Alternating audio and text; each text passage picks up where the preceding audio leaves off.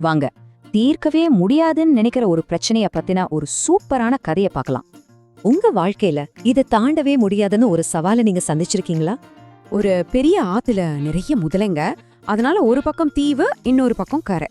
அந்த தீவுல பார்க்கவே ஆசையா ரொம்ப சுவையான பழங்கள் இருக்கிற மரங்கள். கரையில இருந்த குரங்குக்கு அந்த பழம் வேணும். ஆனா எப்படி அதை தாண்டறது? அப்படியே விட்டுடாம அந்த குரங்கு ஒரு சூப்பரான தந்திரத்தை யோசிக்குது.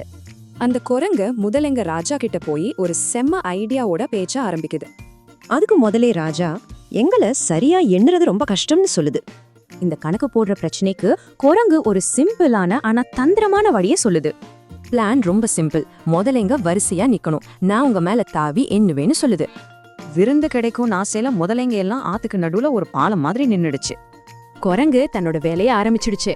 முதல்ல மேல தாவி 1, அடுத்தது மேல தாவி 2, இப்படியே தீவை நோக்கி போய்கிட்டே இருக்கு.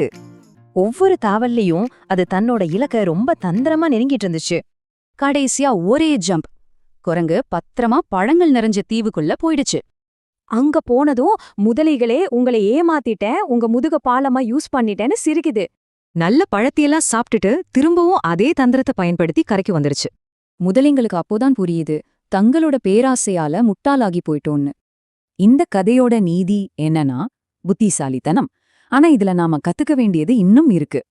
சரி, இந்த பழைய கதை எப்படி நம்மளோட இன்னைக்கு இருக்கிற பிரச்சனைகளை தீர்க்க உதவும்? குரங்கு பிரச்சனையே பிரச்சனையா பார்க்கல, அதையே தனக்கு ஒரு வாய்ப்பா, ஒரு பாலமா மாத்திக்கிச்சு.